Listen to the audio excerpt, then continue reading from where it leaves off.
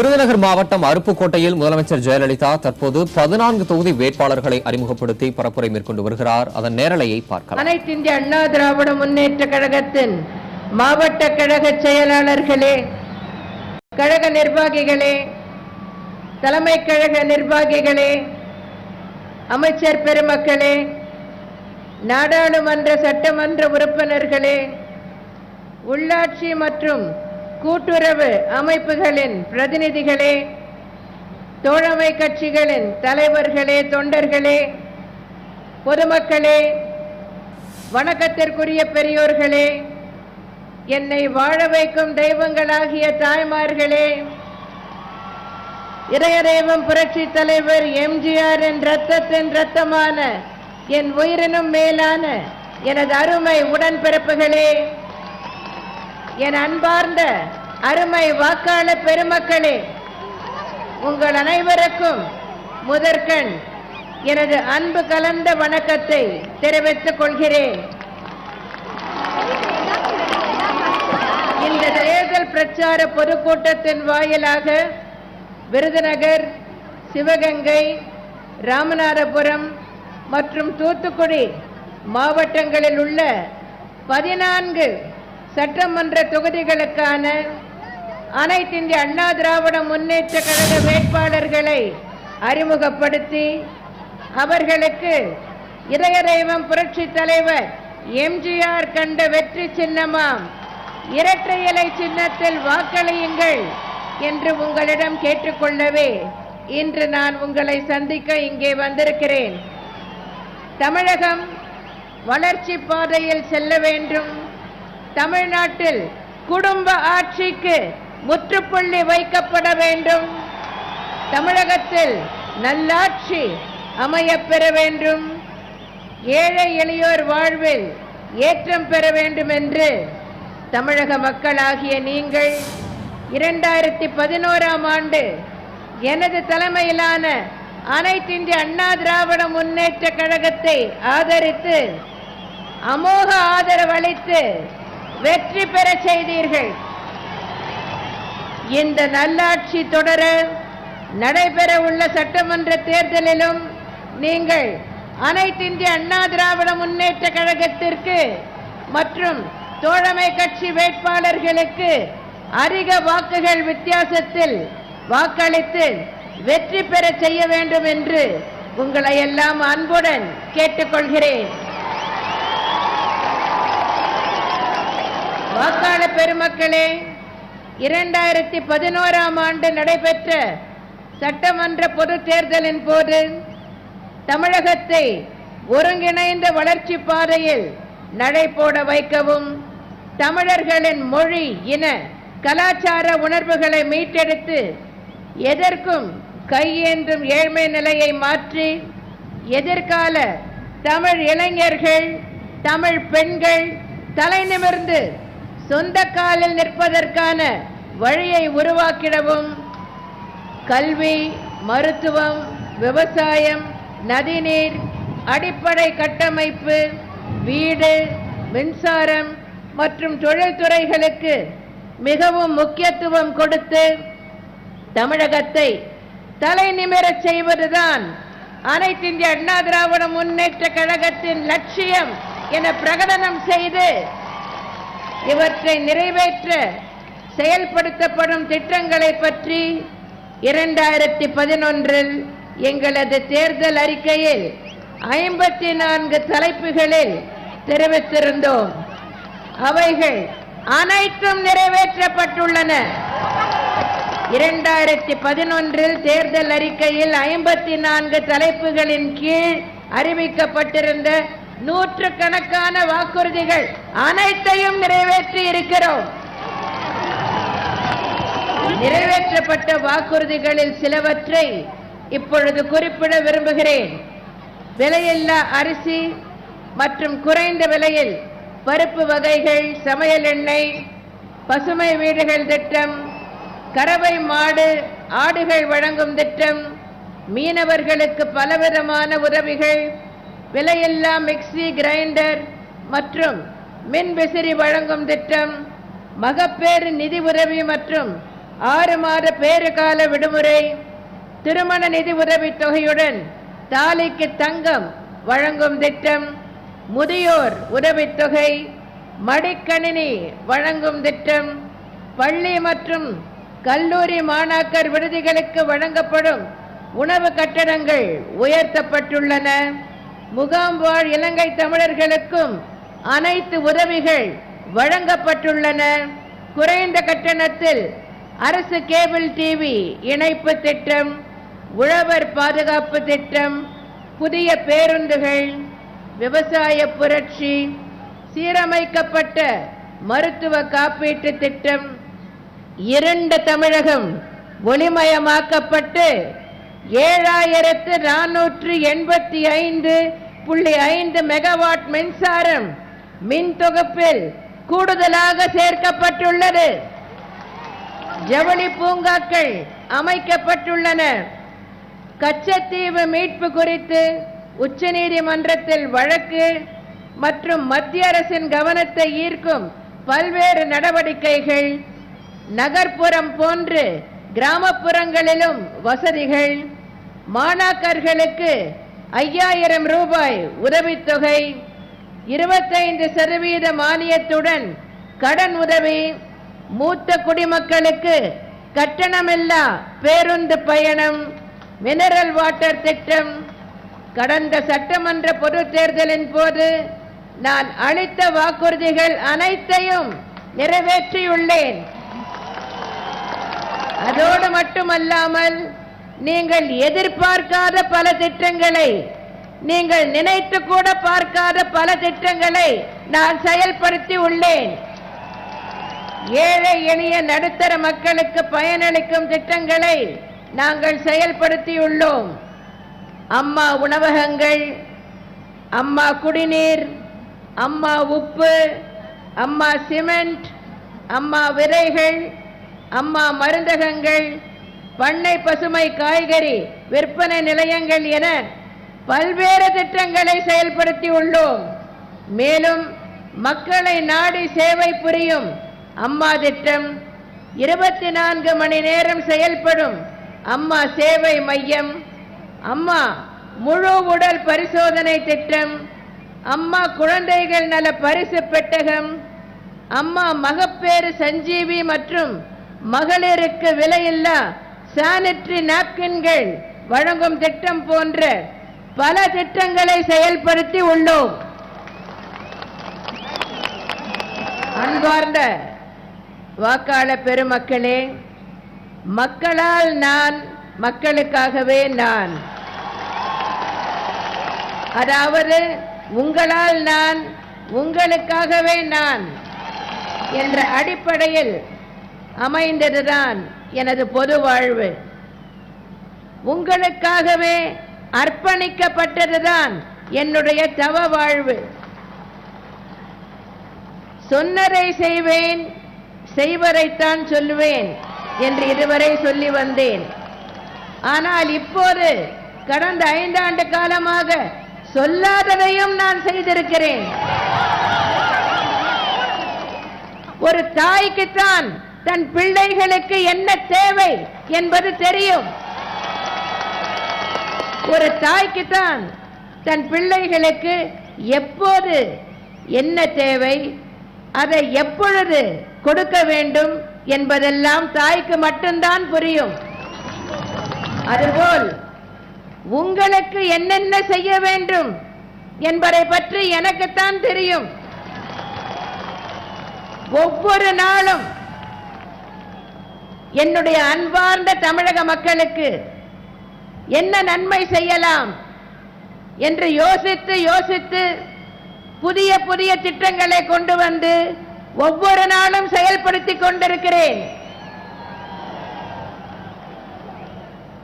ஒவ்வொரு நாளும் தமிழக மக்கள் நலன் பேணும் வகையில் என்ன திட்டங்களை செயல்படுத்தலாம் என்று நான் அல்லும் பகலும் சிந்தித்து சிந்தித்து திட்டங்களை நிறைவேற்றியுள்ளேன்.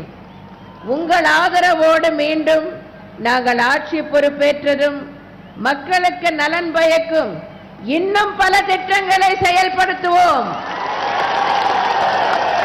உங்கள் வாழ்க்கை தரம் மேலும் உயரும் வகையிலான திட்டங்களை நான் செயல்படுத்துவேன். இவ்வளவுதான் என்று கருதி விடாதீர்கள். நீங்கள் நினைத்து கூட பார்க்க முடியாத, நீங்கள் கற்பனை செய்து கூட பார்க்க முடியாத இன்னும் ஏராளமான திட்டங்களை இந்த தாய் உங்களுக்காக செய்வேன் என்ற வாக்குறுதியை இந்த நேரத்தில் உங்களுக்கு அளிக்கிறேன்.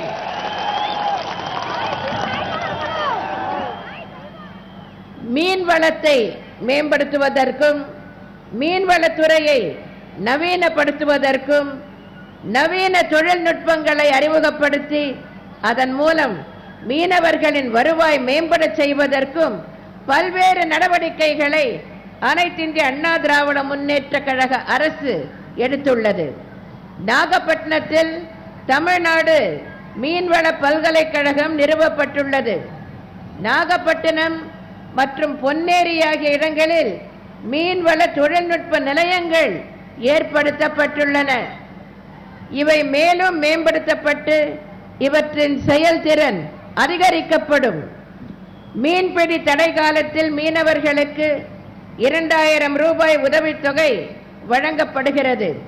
மீன்பிடி குறைந்த காலங்களில் மீனவ குடும்பங்களுக்கு 4000 ரூபாய் உதவித்தொகை வழங்கப்படுகிறது. மீன்பிடி குறைந்த காலங்களில் கடல் மீனவர்களுக்கு 2700 ரூபாய் நிவாரணமாக வழங்கப்படுகிறது. கடல் மீனவ மகளிருக்கு 2700 ரூபாய் நிவாரணம் வழங்கப்படுகிறது. இந்த உதவி தொகைகள் காலத்திற்கேற்ப உயர்த்தி வழங்கப்படும் என்பதை இந்த நேரத்தில் உங்களுக்கு தெரிவித்துக் கொள்கிறேன். மீனவர்களுக்காக குழு காப்பீட்டு திட்டத்தில் 50 விழுக்காடு சந்தா தொகையை தமிழக அரசே ஏற்கிறது. தமிழக அரசுதான் செலுத்துகிறது. நாட்டு படகுகளில் எந்திரங்கள் வாங்கி பொருத்துவதற்கு 50 விழுக்காடு மானியம் வழங்கப்படுகிறது. மீன்பிடி விசை படகுகள் மற்றும் எந்திரமயமாக்கப்பட்ட நாட்டு படகுகளுக்கான டீசலுக்கு விற்பனை வரி விலக்கு அளிக்கப்பட்டுள்ளது. நாட்டு படகுகளுக்கு மானிய விலையில் மண்ணெண்ணெய் வழங்கப்படுகிறது. இந்தியாவிலேயே வேறு எங்கும் இல்லாத வகையில் புதுமை திட்டமாக தொலைதூர கடல் பகுதியில் மீன்பிடிக்க ஏதுவாக புதிய சூறை மீன் படகு கட்டுவதற்கு 30 லட்சம் ரூபாய் வரையிலான 50 விழுக்காடு மானியம் வழங்கப்படுகிறது. இந்த திட்டத்தை கொண்டு வந்தது உங்கள் அன்பு சகோதரியின் அரசுதான். இந்த திட்டத்தை செயல்படுத்தி வருவது உங்கள் அன்பு சகோதரியின் அரசு மட்டும்தான். இத்திட்டத்தின் கீழ் 171 படகுகளுக்கு மானியம் வழங்கப்பட்டுள்ளது. கடந்த 5 ஆண்டுகளில் 35 மீன் இறங்கு தளங்கள் அமைக்கப்பட்டுள்ளன. 7 மீன்பிடி துறைமுகங்கள் மேம்படுத்தப்பட்டுள்ளன. மேலும் 14 இடங்களில் மீன்பிடி இறங்கு தளங்களும் 3 மீன்பிடி துறைமுகங்கள் அமைக்கும் பணிகள் நடைபெற்று வருகின்றன. 5 மீன் பதன பூங்காக்கள் அமைப்பதற்கான பணிகள் நடைபெற்று வருகின்றன. கடல் அரிப்பு சுவர்கள் மற்றும் தூண்டில் வளைவுகள் 116 கோடி ரூபாய் செலவில் 37 இடங்களில் அமைக்கப்பட்டுள்ளன. மீனவர் பாதுகாப்பை உறுதி செய்யும் வகையில் 75% மானியத்தில் 25 வாட் VHF ரேடியோ கருவிகள் விசைப்படகு மீனவர்களுக்கும் மற்றும் 100% மானியத்தில் 5 வாட் ரேடியோ கருவிகள் பாரம்பரிய மீனவர்களுக்கும் வழங்கும் திட்டம் செயலாக்கத்தில் உள்ளது. கருவிகளுக்கான உரிமம் பெற்றிட மத்திய அரசிடமிருந்து அனுமதி பெறப்பட்டுள்ளது. கருவிகள் வாங்க ஒப்பந்த புள்ளிகள் கோரப்பட்டுள்ளன. இந்த திட்டம் செயல்படுத்தப்படும். அடுத்து கச்சத்தீவை பற்றி நான் உங்களிடம் சில கருத்துக்களை பகிர்ந்து கொள்ள விரும்புகிறேன். பாக் நீரிணை பகுதியில் கடல் எல்லையை தாண்டி தமிழக மீனவர்கள் மீன் பிடிக்கின்றனர் என்று குற்றம் சாட்டப்பட்டு இலங்கை கடற்படையினரால் கைது செய்யப்படும் பிரச்சனை தொடர்ந்து நடைபெற்று வருகிறது. அவ்வாறு தமிழக மீனவர்கள் கைது செய்யப்படும் போதெல்லாம் அவர்களை விடுதலை செய்வதற்கான அனைத்து முயற்சிகளையும் நான் எடுத்து வருகிறேன். மத்திய அரசுக்கு தேவையான அழுத்தம் கொடுத்து தூதரக அளவில் பேச்சுவார்த்தைகள் நடத்தி மீனவர்களை விடுதலை செய்வதற்கான நடவடிக்கைகளை நான் எடுத்து வருகிறேன் என்பது மீனவர்கள் அனைவருக்கும் நன்றாக தெரியும். ஆனால் முன்பு ஆட்சி பொறுப்பில் இருந்த திரு கருணாநிதி மீனவர்கள் பேராசையினால்தான் கடல் எல்லையை தாண்டி மீன் பிடிக்க செல்கின்றனர் என்று மீனவர்களை கொச்சைப்படுத்தி பேசியுள்ளார். பேராசையினால்தான் மீனவர்கள் அந்த எல்லையை தாண்டி செல்கின்றனர் என்று திரு கருணாநிதி பேசியிருக்கிறார் என்பதை மறந்து விடாதீர்கள். கைது செய்யப்பட்ட மீனவர்களை விடுதலை செய்தாலும் இலங்கை அரசு மீனவர்களின் படகுகளை திரும்ப கொடுப்பதில்லை. மத்திய அரசை தொடர்ந்து வலியுறுத்தி படகுகளை திரும்ப பெற நடவடிக்கைகள் எடுக்கப்படும் என்ற உத்தரவாதத்தை நான் உங்களுக்கு அளிக்கிறேன்.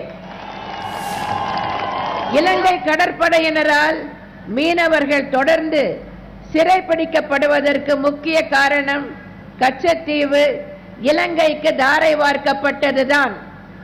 இந்தியாவின் ஒரு பகுதியாக இருந்த கச்சத்தீவு இலங்கைக்கு தாரை வார்க்கப்பட்ட போது எந்த நடவடிக்கையும் எடுக்காமல் வாய்மூடி மௌனியாக இருந்தவர்தான் அன்றைய முதலமைச்சர் திமுக தலைவர் திரு கருணாநிதி. திரு கருணாநிதி தமிழகத்தின் முதலமைச்சராக இருந்த போதுதான் 1974ஆம் ஆண்டு இந்திய இலங்கை உடன்பாட்டின்படி இலங்கைக்கு அப்போதைய மத்திய காங்கிரஸ் அரசால் கச்சத்தீவு தாரை வார்க்கப்பட்டது. இதை தடுப்பதற்கு தேவையான எந்தவித நடவடிக்கையும் திரு கருணாநிதி அப்போது எடுக்கவில்லை. அப்போதே இது தொடர்பாக திரு கருணாநிதி உச்ச நீதிமன்றத்தில் வழக்கு தொடர்ந்திருப்பாரேயானால் உச்ச நீதிமன்றம் மூலம் கச்சத்தீவு இலங்கைக்கு தாரை வார்த்த நடவடிக்கைக்கு இடைக்கால தடை பெற்றிருக்க முடியும். பின்னர் வாதங்களின் மூலம் நமது பாரம்பரிய உரிமையை நிலைநாட்டி இருக்க முடியும். தமிழக மீனவர்கள் இலங்கை கடற்படையினரால் துன்புறுத்தப்படும் நிலை எழாமலே இருந்திருக்கும். ஆனால் திரு கருணாநிதி அவ்வாறு உச்ச நீதிமன்றம் மூலம் நடவடிக்கை எடுக்க தவறிவிட்டார். மேற்கு வங்காளத்தில் உள்ள பெருபாரி பகுதியை 1960க்கு முன்பே கிழக்கு பாகிஸ்தானுக்கு தாரை வார்க்க இந்திய அரசு முயன்ற போது அப்போதைய குடியரசுத் தலைவரின் வினாவினை அடுத்து உச்ச நீதிமன்றம் தெளிவாக ஒரு தீர்ப்பளித்தது. என்ன அந்த தீர்ப்பு? இந்திய நாட்டுக்கு சொந்தமான ஒரு பகுதியை அந்நிய நாட்டுக்கு கொடுப்பது தொடர்பான உடன்பாட்டை நாடாளுமன்றத்தின் இரு அவைகளின் ஒப்புதலோடு இந்திய அரசமைப்பு சட்ட திருத்தத்தின் மூலம் மட்டுமே நடைமுறைப்படுத்த முடியும் என 1960ஆம் ஆண்டு உச்ச நீதிமன்றம் தெளிவாக தீர்ப்பளித்தது. இதனால் பெருபாரி அப்போதைய கிழக்கு பாகிஸ்தானுக்கு தாரை வார்க்கப்படுவது தடுக்கப்பட்டு இந்தியாவின் ஒரு பகுதியாகவே பெருபாரி இன்றும் உள்ளது. இவ்வாறான ஒரு தீர்ப்பு உள்ள நிலையிலும் அந்த அடிப்படையில் வழக்கு தொடுப்பதை திரு கருணாநிதி செய்யவில்லை. ஏன் செய்யவில்லை? அதற்கு திரு கருணாநிதி தான் பதிலளிக்க வேண்டும். இதன் மூலம் கச்சத்தீவு பிரச்சனையில் தமிழகத்திற்கும் மீனவர்களுக்கும் பெரும் துரோகம் இழைத்தவர்தான் திரு கருணாநிதி. கச்சத்தீவு தாரை வார்க்கப்படுவதற்கு திரு கருணாநிதி உடந்தை என்பதை நான் அழுத்தம் திருத்தமாக தெரிவித்துக் கொள்கிறேன். 1991ஆம் ஆண்டு நான் முதலமைச்சராக பொறுப்பேற்ற பின்னர் கச்சத்தீவினை மீட்போம் என சூளுரைத்து மத்திய அரசுக்கு அதற்கான அழுத்தங்களை கொடுத்து வந்தேன். நான் இரண்டாவது முறை முதலமைச்சராக பொறுப்பேற்ற பிறகு இலங்கை கடற்படையினரால் மீனவர் துன்புறுத்தப்படும் பிரச்சனைக்கு உடனடியாக தீர்வு காணப்பட வேண்டும் என்பதால் நிரந்தர குத்தகை, அதாவது லீஸ் இன் பெர்பெச்சுவிட்டி என்ற முறையிலாவது கச்சத்தீவு மற்றும் அதனை சுற்றியுள்ள பகுதிகளை மத்திய அரசு பெற்று அதன் மூலம் தமிழக மீனவர்களுக்கு பாரம்பரிய மீன்பிடி உரிமையை பெற்றுத்தர வேண்டும் என அப்போதைய பிரதமரை நேரிலும் கடிதங்கள் மூலமும் வலியுறுத்தினேன்.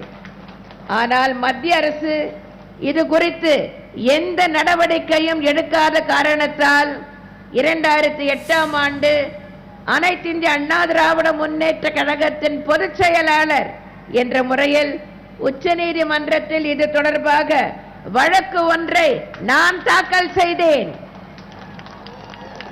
கச்சத்தீவினை தாரை வார்த்தது இந்திய அரசமைப்பு சட்டத்தின்படி செல்லத்தக்கதல்ல என்று நான் தாக்கல் செய்த வழக்கின் மீது உச்சநீதிமன்றம் மத்திய மாநில அரசுகளுக்கு நோட்டீஸ் அனுப்பியது. கச்சத்தீவு பிரச்சனையில், தமிழக மீனவர் பிரச்சனையில் உண்மையிலேயே திரு கருணாநிதிக்கு அக்கறை இருந்திருக்குமேயானால் திரு கருணாநிதி என்ன செய்திருக்க வேண்டும்? எனது கோரிக்கையை ஆதரித்து அதற்கு ஆதரவாக தமிழக அரசு எதிர் உறுதி ஆவணம் தாக்கல் செய்திருக்க வேண்டாமா? ஆனால் திரு கருணாநிதி அப்படிப்பட்ட ஒரு நடவடிக்கையை எடுக்கவில்லை. மாறாக திரு கருணாநிதி என்ன செய்தார் தெரியுமா? தமிழ்நாடு அரசு, மத்திய அரசு என்ன எதிர் உறுதி ஆவணத்தை தாக்கல் செய்கிறது என்று பார்த்துவிட்டு பின்னர் தமிழக அரசின் சார்பில் எதிர் உறுதி ஆவணத்தை தாக்கல் செய்து கொள்ளலாம் என்ற முடிவை எடுத்தவர்தான் திரு கருணாநிதி. சரி, மத்திய அரசில் அங்கம் வகித்த திரு கருணாநிதி இது தொடர்பாக மத்திய அரசுக்கு அழுத்தம் கொடுத்திருக்க வேண்டாமா?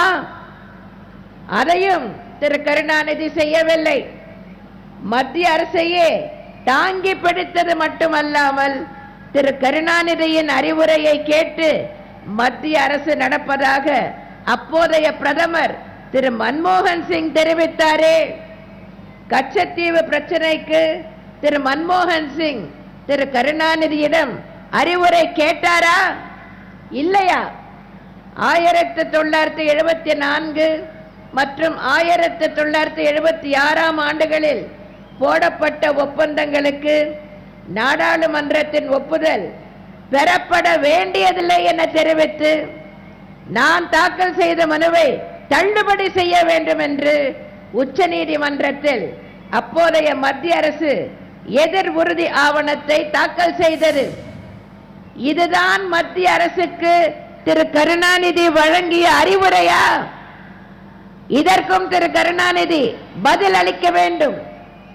2011ஆம் ஆண்டு நான் முதலமைச்சராக பொறுப்பேற்ற பின்னர் இது தொடர்பான அனைத்து ஆவணங்களையும் தன்வசம் வைத்துள்ள தமிழக அரசின் வருவாய்த்துறையும் இந்த வழக்கில் தன்னை இணைத்துக் கொள்ள வேண்டும் என ஒரு தீர்மானத்தை சட்டப்பேரவையில் நான் கொண்டு வந்து நிறைவேற்றிய காரணத்தால் தமிழ்நாடு அரசு தன்னையும் இந்த வழக்கில் இணைத்துக் கொண்டுள்ளது.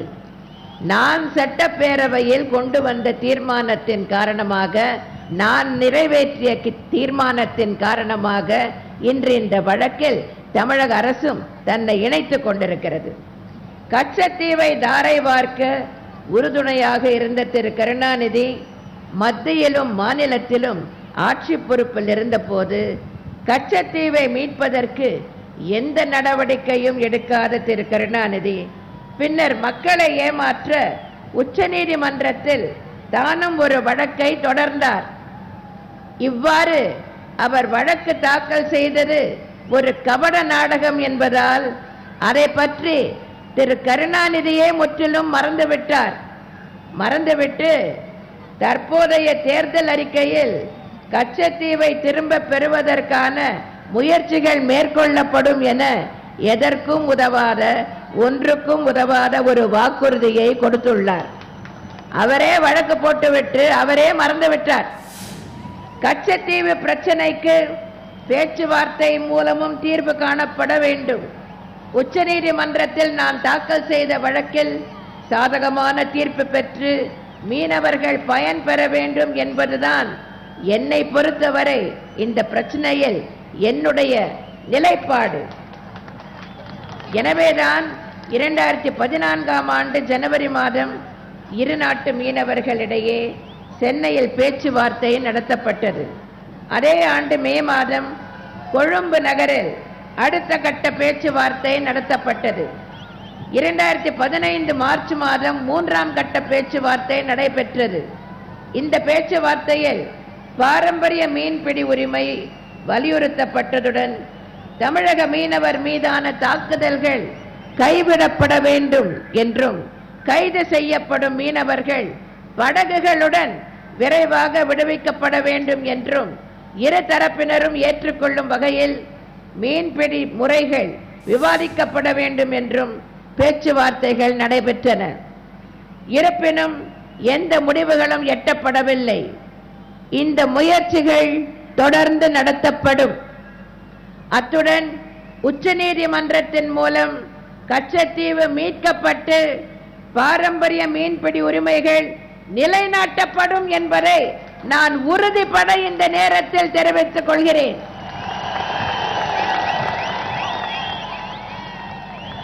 இப்பொழுது மதுவிலக்கை பற்றி பலர் அதிகமாக பேசுகிறார்கள். அனைத்து கட்சி தலைவர்களும் அண்மை காலமாக மதுவிலக்கு கொண்டு வருவது பற்றி பேசிக் கொண்டிருக்கிறார்கள். குறிப்பாக திரு கருணாநிதி இதை பற்றி அதிகம் பேசுகிறார். பொதுமக்களே, வாக்காளர் பெருமக்களே, யார் வேண்டுமானாலும் மதுவிலக்கை பற்றி பேசலாம். ஆனால் திரு கருணாநிதி பேசக்கூடாது, திமுகவினர் பேசக்கூடாது.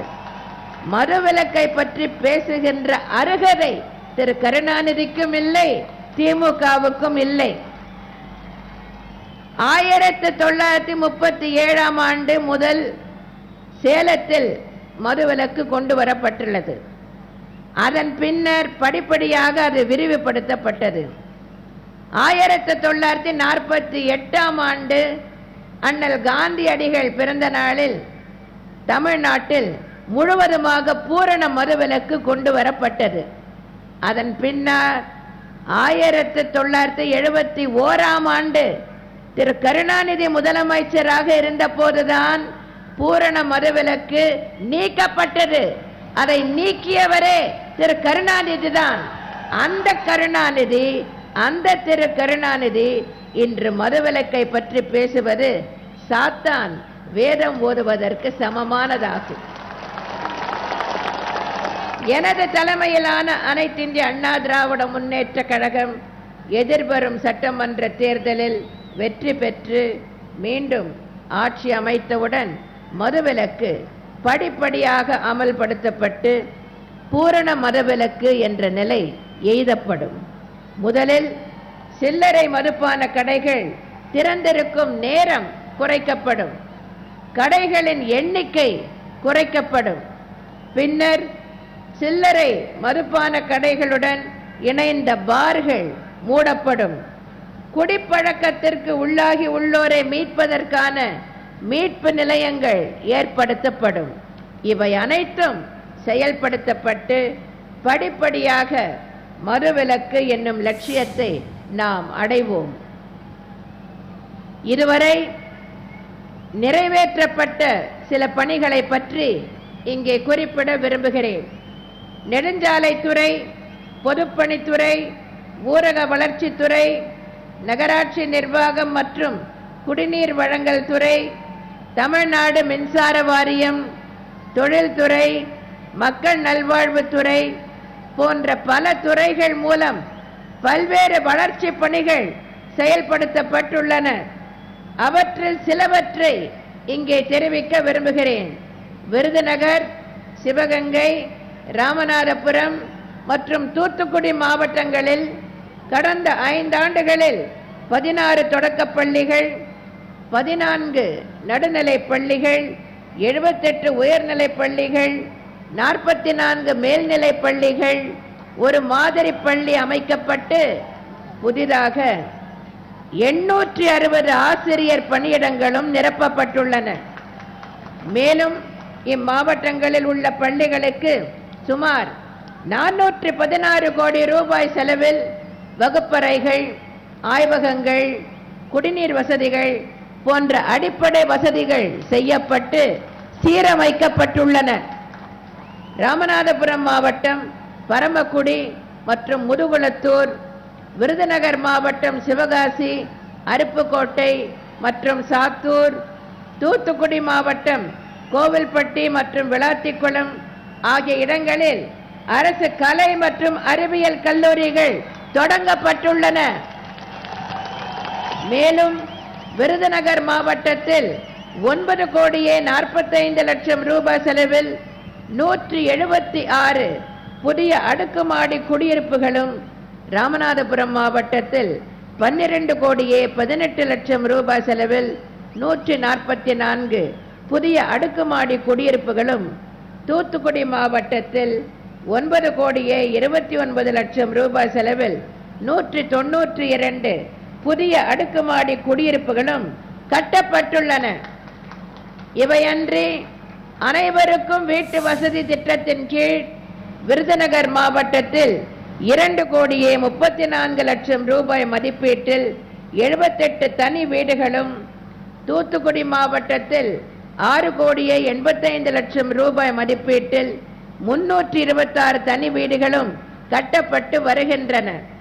விருதுநகர் மாவட்டத்தில் அருப்புக்கோட்டை, காரியாப்பட்டி, திருச்சுழி மற்றும் நரிக்குடி பகுதிகளுக்கான கூட்டு குடிநீர் திட்டம் 190 கோடி ரூபாய் மதிப்பீட்டிலும், ஸ்ரீவில்லிபுத்தூர், ராஜபாளையம், சிவகாசி மற்றும் வத்திராயிருப்பு பகுதிகளுக்கான கூட்டு குடிநீர் திட்டம் 173 கோடி ரூபாய் மதிப்பீட்டிலும் செயல்படுத்தப்பட்டுள்ளன, முடிக்கப்பட்டுள்ளன. மேலும் நகர குடிசை பகுதிகளில் சுற்றுப்புற மேம்பாட்டு திட்டத்தின் கீழ் விருதுநகர், ராமநாதபுரம் மற்றும் தூத்துக்குடி மாவட்டங்களில் 3 கோடியே 67 லட்சம் ரூபாய் செலவில் மேம்பாட்டு பணிகள் மேற்கொள்ளப்பட்டுள்ளன. கடந்த 5 ஆண்டுகளில் விருதுநகர் மாவட்டம் அருப்புக்கோட்டை, சிவகாசி, ராஜபாளையம், ஸ்ரீவில்லிபுத்தூர், சாத்தூர், விருதுநகர் மற்றும் திருச்சுழி ஆகிய தொகுதிகளில் 27 கால்நடை மருந்தகங்களும், சிவகங்கை மாவட்டம் சிவகங்கை மற்றும் மானாமதுரை தொகுதிகளில் 16 கால்நடை மருந்தகங்களும், ராமநாதபுரம் மாவட்டம் பரமக்குடி, ராமநாதபுரம் மற்றும் முதுகுளத்தூர் ஆகிய தொகுதிகளில் 16 கால்நடை மருந்தகங்களும், தூத்துக்குடி மாவட்டம் விளாத்திக்குளம் மற்றும் கோயில்பட்டி தொகுதிகளில் தலா 3 கால்நடை மருந்தகங்களும் புதிதாக தொடங்கப்பட்டுள்ளன.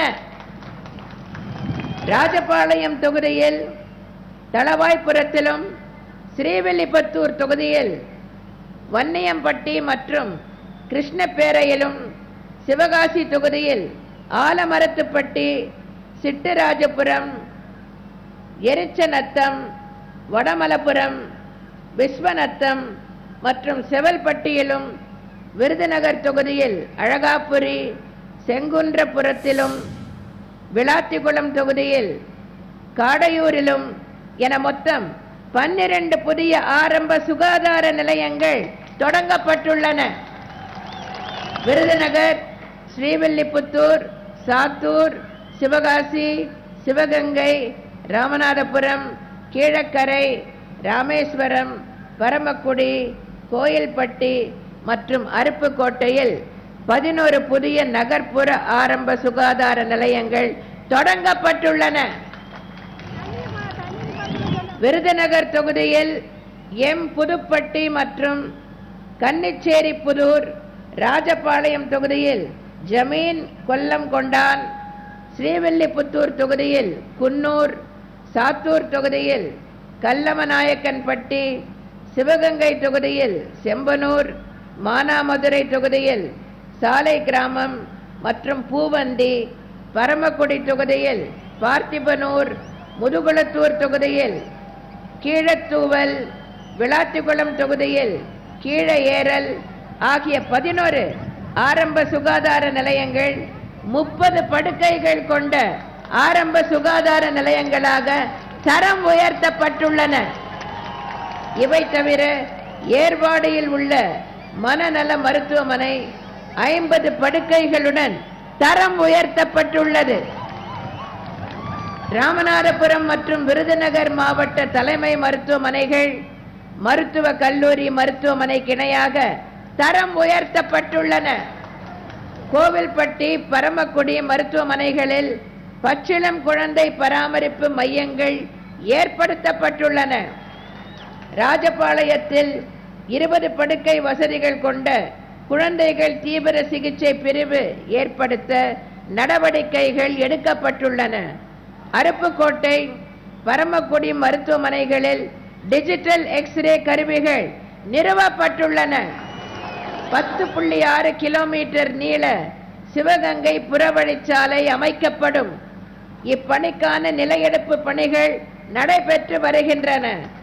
ராமநாதபுரம் மாவட்டத்தில் மாநில நெடுஞ்சாலை மற்றும் மாவட்ட முக்கிய சாலைகளை செயல்பாட்டு அடிப்படையிலான பராமரிப்பு திட்டத்தின் கீழ் 5 ஆண்டுகளுக்கு மேம்படுத்திட ஒப்பளிப்பு ஆணைகள் வழங்கப்பட்டுள்ளன. இதனால் இந்த சாலைகள் அடுத்த 5 ஆண்டுகளுக்கு சிறப்பாக பராமரிக்கப்பட வகை செய்யப்பட்டுள்ளது. இளையான்குடி, ராமநாதபுரம் புறவழிச்சாலைகள் அமைக்கப்பட்டுள்ளன. சிவகங்கை, சிவகாசி, ராஜபாளையம், ஸ்ரீவில்லிபுத்தூர் ஆகிய இடங்களில் புறவழிச்சாலைகளை அமைப்பதற்கான நில எடுப்பு பணிகள் நடைபெற்று வருகின்றன. மானாமதுரை சிப்காட் தொழில் வளாகத்தில் கிரானைட் மற்றும் பிற தொழிற்சாலைகள் இடம்பெறும் வகையில் ஒரு புதிய தொழிற்பூங்கா ஏற்படுத்த நடவடிக்கைகள் எடுக்கப்பட்டு நில எடுப்பு பணிகள் துவங்கப்பட்டுள்ளன. ராமநாதபுரம் மாவட்டத்தில் பெட்ரோலிய சுத்திகரிப்பு, ரசாயனம், உரம் போன்ற தயாரிப்பு தொழிற்சாலைகள் அமைத்திடும் வகையில் ஒரு புதிய தொழிற்பூங்கா அமைக்க நடவடிக்கைகள் எடுக்கப்பட்டுள்ளன. ராமநாதபுரம் மாவட்டத்தில் ஒரு தேசிய முதலீடு மற்றும் உற்பத்தி மண்டலம், அதாவது national investment and manufacturing zone அமைக்கும் திட்டத்திற்கு மத்திய அரசு கொள்கை அளவிலான ஒப்புதலை அளித்துள்ளது. இதற்கான திட்ட அறிக்கையை டிட்கோ நிறுவனம் தயாரித்து முடித்துள்ளது. உற்பத்தி மண்டலம் அமைப்பதற்கான பணிகள் விரைவில் துவங்கப்படும். ராமநாதபுரம் மாவட்டம் கடலாடி வட்டத்தில் வாலிநோக்கம் உப்பள வளாகத்தில் 50 மெகாவாட் மின்திறன் உற்பத்தியுடன் கடல் நீரை சுத்திகரிக்கும் திட்டம் டிட்கோ மூலம் நிறுவிட ஜெர்மன் வளர்ச்சி வங்கி கடன் வழங்க இசைவு தெரிவித்துள்ளது. இத்திட்டம் விரைவில் துவங்கப்படும். தென் மாவட்டங்களில் உற்பத்தி செய்யப்படும் சூரிய சக்தி மின்சாரத்தை மின் தொடரமைப்பில் சேர்ப்பதற்காக ராமநாதபுரம் மாவட்டம் கமுதியில் 400 கிலோவோல்ட் துணை மின் நிலையம் மற்றும் விருதுநகர் மாவட்டம் முத்துராமலிங்கபுரத்தில் 230 கிலோவோல்ட் துணை மின் நிலையம் அமைக்கும் பணிகள் நடைபெற்று வருகின்றன. ராமநாதபுரம் மாவட்டம் கடலாடி தாலுகாவில் 4000 மெகாவாட் திறன் கொண்ட அனல் மின் திட்டம் அமைப்பதற்கான ஆரம்ப கட்ட பணிகள் துவங்கப்பட்டுள்ளன. விரிவான திட்ட அறிக்கை தயாரிக்கும் பணி துவங்கப்பட்டுள்ளது. ராமநாதபுரம் மாவட்டம் திருவாடானை வட்டத்தில் சிப்காட் நிறுவனத்தால் ஒருங்கிணைந்த ஜவுளி பூங்கா அமைப்பதற்கான கருத்துரு மத்திய அரசுக்கு அனுப்பப்பட்டுள்ளது. சுற்றுச்சூழல் அனுமதி பெறுவதற்கான ஆலோசகர் விரைவில் நியமிக்கப்பட்டு பணிகள் துவங்கப்படும். விருதுநகர் மாவட்டத்தில் உணவு பதப்படுத்துதல், பொறியியல் மற்றும் அச்சு தொழிற்கூடங்கள் ஆகியவை இடம்பெறும் வகையிலான தொழிற்பூங்கா அமைக்க நடவடிக்கைகள் எடுக்கப்பட்டுள்ளன. நில எடுப்பு பணிகள் துவங்கப்பட்டுள்ளன. சிவகங்கை மாவட்டத்தில் உள்ள திருப்புவனம், மானாமதுரை, கண்டனூர், நாட்டரசன் கோட்டை, கோட்டையூர், புதுவயல், கானாடு காத்தான், பள்ளத்தூர் ஆகிய பேரூராட்சிகள் மற்றும் 2297 ஊரக குடியிருப்புகளுக்கு காவேரி ஆற்றினை நீராதாரமாக கொண்டு ஒரு கூட்டு குடிநீர் திட்டம் செயல்படுத்தப்படும். ராஜபாளையம் நகராட்சியில் திடக்கழிவிலிருந்து மின்சாரம் தயாரிக்கும் நவீன உயிரி எரிவாயு கூடம் அமைக்கப்பட்டுள்ளது. ராமநாதபுரம் உப்பூர் கிராமத்தில் 2x800 மெகாவாட் மிக உய்ய அனல் மின் திட்டம் அமைத்திட பணியாணைகள் பாரத மிகுமின் நிறுவனத்திற்கு வழங்கப்பட்டுள்ளன. இந்த திட்டம் 2019 நிறைவு பெற்று நாளொன்றுக்கு 38.4 மில்லியன் யூனிட் மின்சாரம் உற்பத்தி செய்யப்படும். இதுவரை பொதுவாக நிறைவேற்றப்பட்ட பணிகளில் சிலவற்றை குறிப்பிட்டேன். இப்பொழுது தொகுதி வாரியாக நடைபெற்ற பணிகளை பற்றி நான் ஒரு சிலவற்றை உங்களிடம் கூற விரும்புகிறேன். 1. அருப்புக்கோட்டை தொகுதியில் ஊரக வளர்ச்சித்துறை மூலம் பணிகள் முடிக்கப்பட்டுள்ளன. பொதுப்பணித்துறை மூலம் வைப்பாற்றின் குறுக்கே தடுப்பணை கட்டும் பணி மற்றும் நீர்நிலை புனரமைத்தல் முடிக்கப்பட்டுள்ளன. குள்ளூர் சந்தை, கோல்வார்பட்டி அணைகளை புதுப்பிக்கும் பணிகள் நடைபெற்று வருகின்றன. மின்சார வாரியம் மூலம் 117 மின்மாற்றிகள் அமைக்கப்பட்டுள்ளன. வேலாயுதபுரத்தில் துணை மின் நிலையம் அமைக்கப்பட்டுள்ளது. இதர பணிகள் 7,29,00,000 ரூபாய் செலவில் நிறைவேற்றப்பட்டுள்ளன. நெடுஞ்சாலைத்துறை மூலம் 188 கிலோமீட்டர் சாலை பணிகளும் 16 பால பணிகளும் முடிக்கப்பட்டுள்ளன. 16 கிலோமீட்டர் சாலை பணிகள் நடைபெற்று வருகின்றன. அடுத்து ராஜபாளையம் தொகுதியில் ஊரக வளர்ச்சித்துறை மூலம் 713 பணிகள் முடிக்கப்பட்டுள்ளன. பேரூராட்சிகள் மூலம் 17 கோடி ரூபாய் செலவில் பணிகள் நிறைவேற்றப்பட்டுள்ளன. பொதுப்பணித்துறை மூலம் நகரியாறு உபவடி நிலத்தில் கண்மாய்கள் புனரமைக்கப்பட்டுள்ளன. மின்சார வாரியம் மூலம் 49 மின்மாற்றிகள் அமைக்கப்பட்டுள்ளன. 5 துணை மின் நிலையங்களின் திறன் உயர்த்தப்பட்டுள்ளது. நல்லம நாயக்கன்பட்டியில் ஒரு புதிய துணை மின் நிலையம் நிறுவப்பட்டுள்ளது. இதர பணிகள் 4,29,00,000 ரூபாய் செலவில் நிறைவேற்றப்பட்டுள்ளன. நெடுஞ்சாலைத்துறை மூலம் 182 கிலோமீட்டர் சாலை பணிகளும் 3 பால பணிகளும் முடிக்கப்பட்டுள்ளன. 18 கிலோமீட்டர் சாலை பணிகள் நடைபெற்று வருகின்றன. அடுத்தபடியாக ஸ்ரீவில்லிபுத்தூர் தொகுதியில் ஊரக வளர்ச்சித்துறை மூலம் 1097 பணிகள் முடிக்கப்பட்டுள்ளன. பேரூராட்சிகள் மூலம் 25 கோடி ரூபாய் செலவில் பணிகள் நிறைவேற்றப்பட்டுள்ளன.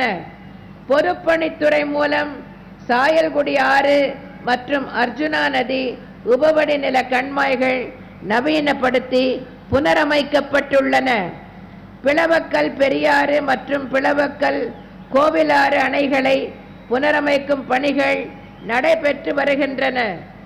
மின்சார வாரியம் மூலம் 195 மின்மாற்றிகள் அமைக்கப்பட்டுள்ளன.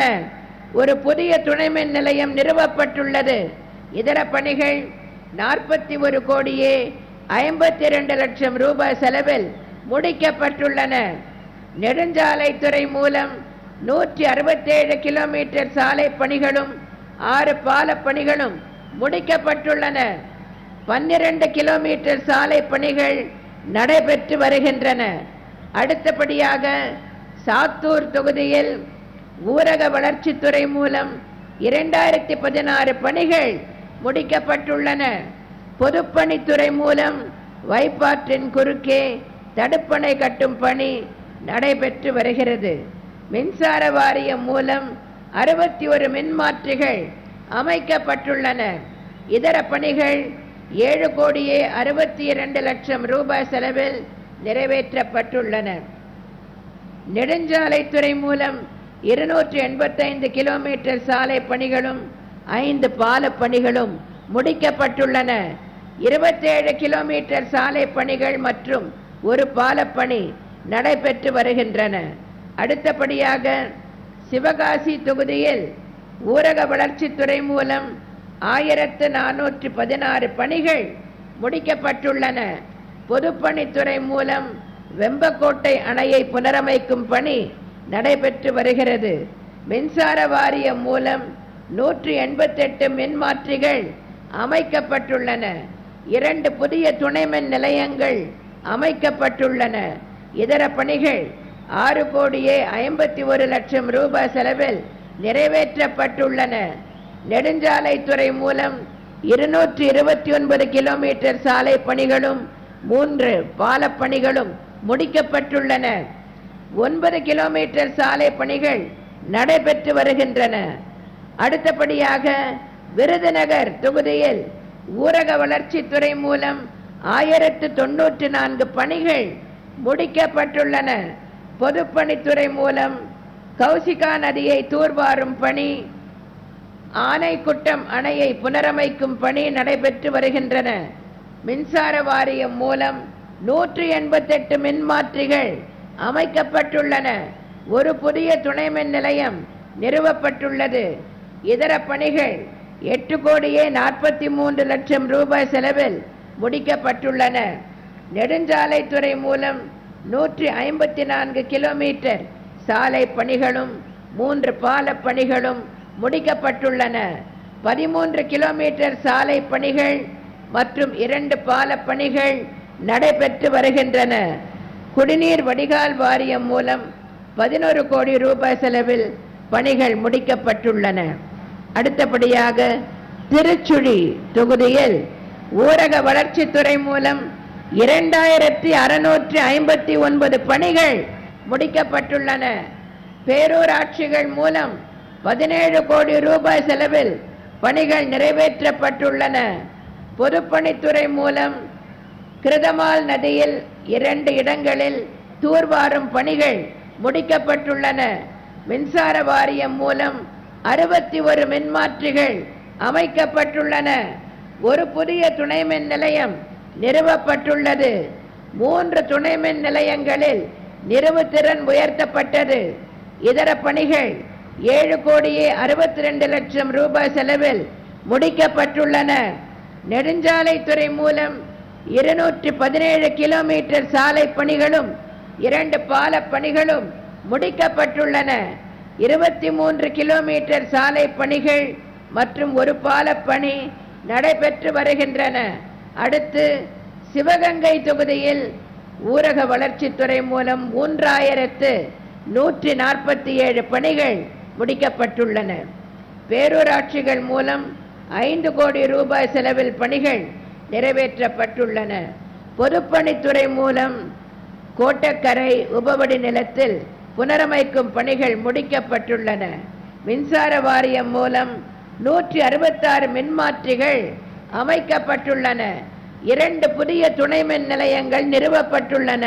இதர பணிகள் 24,69,00,000 ரூபாய் செலவில் முடிக்கப்பட்டுள்ளன. நெடுஞ்சாலைத்துறை மூலம் 1273 கிலோமீட்டர் சாலை பணிகள் முடிக்கப்பட்டுள்ளன. 19 கிலோமீட்டர் சாலை பணிகள் மற்றும் 2 பால பணிகள் நடைபெற்று வருகின்றன.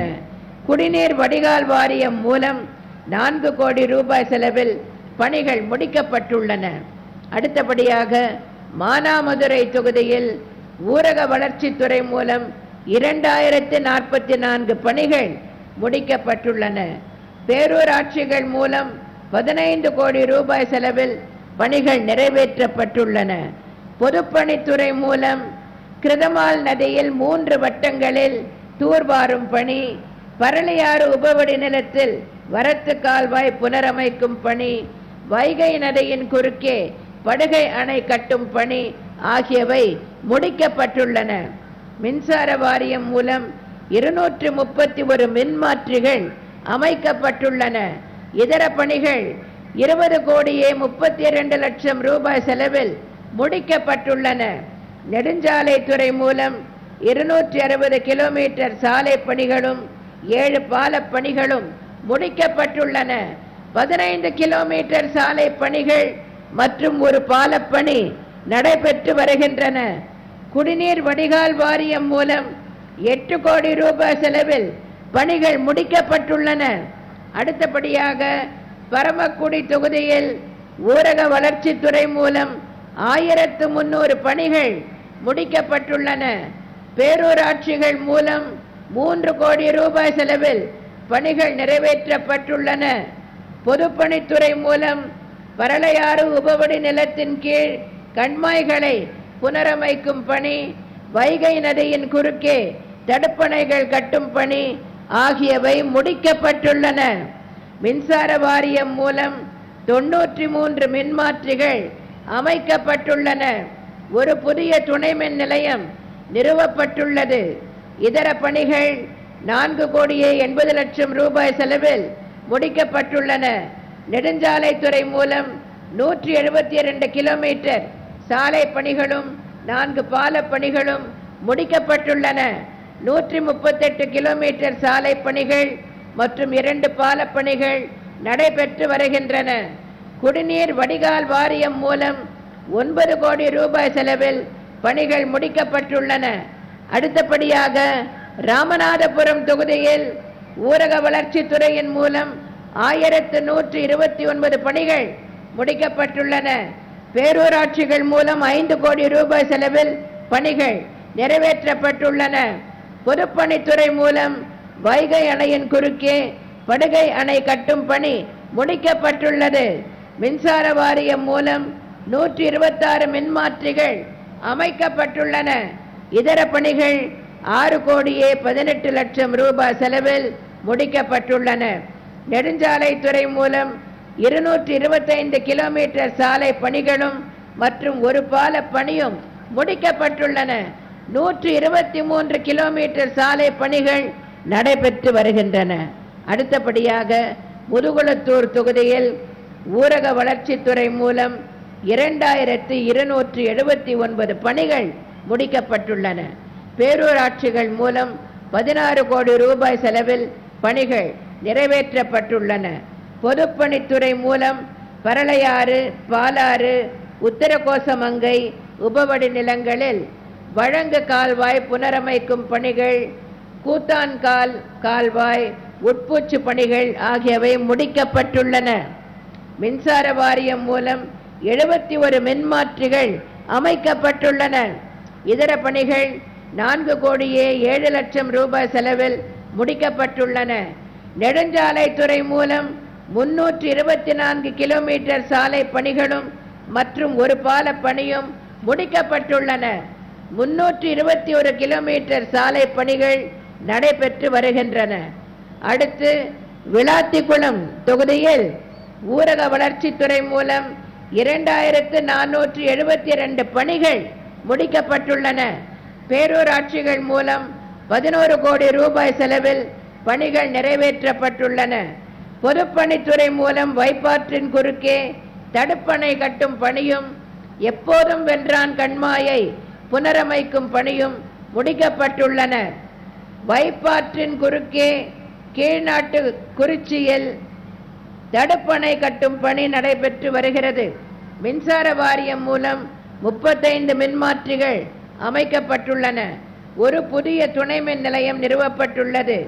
இதர பணிகள் 4 கோடியே 40 லட்சம் ரூபாய் செலவில் முடிக்கப்பட்டுள்ளது.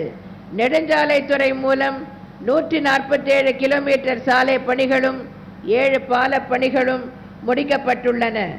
29 கிலோமீட்டர் சாலை பணிகள் நடைபெற்று வருகின்றன.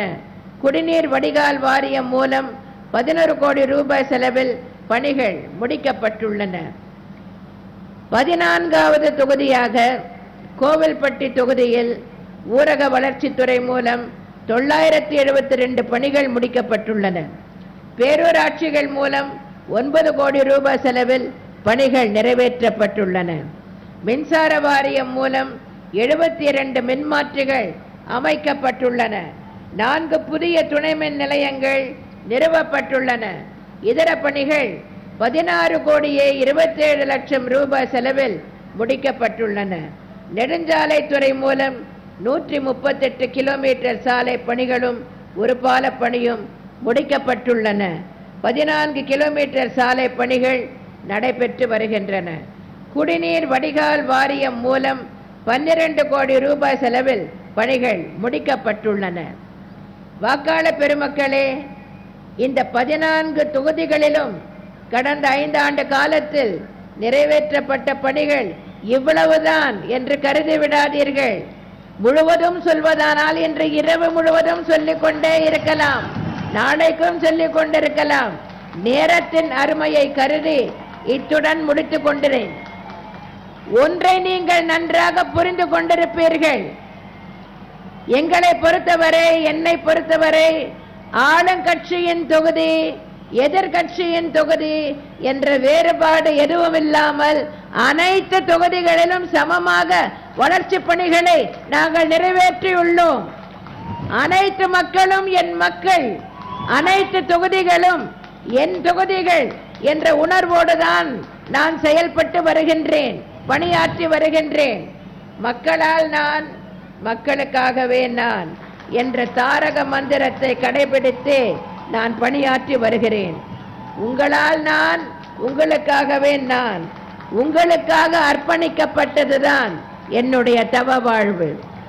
உண்மை எப்படி நம்பிக்கையை கொடுக்கிறதோ, உழைப்பு எப்படி வசதியை கொடுக்கிறதோ, திறமை எப்படி வெற்றியை கொடுக்கிறதோ, அதுபோல எனது ஆட்சி உங்களுக்கு வசந்தத்தை கொடுத்திருக்கிறது. இந்த வசந்தம் தொடர்ந்திட, ஏழைகள் தொடர்ந்து ஏற்றம் பெற்றிட, தமிழகம் அமைதி பூங்காவாய் தொடர்ந்திட, மின்வெட்டே இல்லை என்ற நிலை நீடித்திட, நிலைத்திட, பொருளாதாரம் அபரிமிதமான வளர்ச்சி அடைந்திட, தொழில்கள் தொடர்ந்து வளர்ச்சி அடைந்திட, தொழிலாளர் நலன் பெருகிட, விவசாயம் விருத்தி அடைந்திட, சேவைத்துறை மேலும் செழித்திட, தமிழகம் தொடர்ந்து முன்னேற்ற பாதையில் சென்றிட, தமிழகத்தின் உரிமைகள் தொடர்ந்து நிலைநாட்டப்பட, தற்போதுள்ள நலத்திட்டங்கள் நீடித்திட, அமைதி, வளம், வளர்ச்சி என்ற பாதையில் தமிழகம் தொடர்ந்து பீடு நடை போட, வருகின்ற 16/5/2016 அன்று நடைபெறவுள்ள சட்டமன்ற பொதுத் தேர்தலில் அருப்புக்கோட்டை தொகுதி வேட்பாளர் டாக்டர் வைகை செல்வன் அவர்களுக்கும், ராஜபாளையம் தொகுதி வேட்பாளர் திரு AAS ஷாம் அவர்களுக்கும்,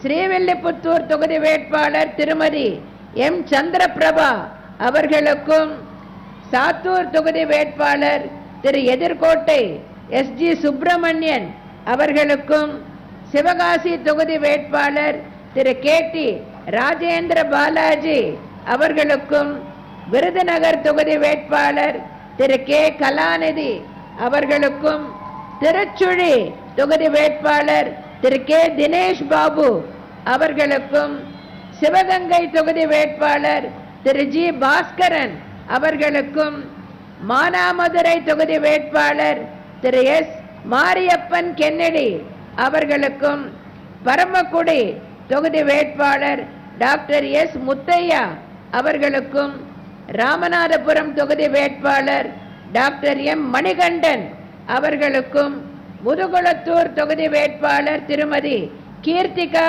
முனியசாமி அவர்களுக்கும், விளாத்திக்குளம் தொகுதி வேட்பாளர் திருமதி கு உமா மகேஸ்வரி அவர்களுக்கும், கோவில்பட்டி தொகுதி வேட்பாளர் திரு K ராமானுஜம் கணேஷ் அவர்களுக்கும், இதய தெய்வம் புரட்சி தலைவர் MGR கண்ட வெற்றி சின்னமாம் இரட்டை இலை சின்னத்தில் வாக்களித்து இவர்கள் அனைவரையும் பெருவாரியான வாக்குகள் வித்தியாசத்தில் மகத்தான வெற்றி பெற செய்ய வேண்டும் என்று உங்களை எல்லாம் அன்புடன் வேண்டி கேட்டுக்கொண்டு, அண்ணா நாமம் வாழ்க, புரட்சி தலைவர் MGR நாமம் வாழ்க என்று கூறி விடை பெறுகிறேன்.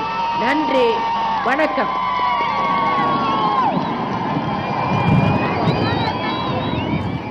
விருதுநகர் மாவட்டம் அருப்புக்கோட்டையில் முதலமைச்சர் ஜெயலலிதா 14 தொகுதி வேட்பாளர்களை அறிமுகப்படுத்தி பரப்புரை மேற்கொண்டார். அதன் நேரலையை பார்த்தோம்.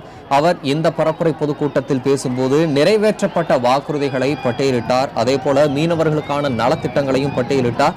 கச்சத்தீவு பறிபோனதற்கு திமுக தலைவர் கருணாநிதிதான் காரணம் என்று அவர் குற்றம் சாட்டியிருக்கிறார். அதிமுக ஆட்சி அமைந்ததும் உச்சநீதிமன்றம் மூலம் கச்சத்தீவு மீட்கப்படும் என்றும் அவர் கூறியிருக்கிறார். அவரது இந்த பேச்சின் விவரங்களை பின்னர் வரும் செய்தி தொகுப்புகளில் பார்க்கலாம். அண்மை செய்திகளுக்கு தொடர்ந்து இணைந்திருங்கள் புதிய தலைமுறையுடன்.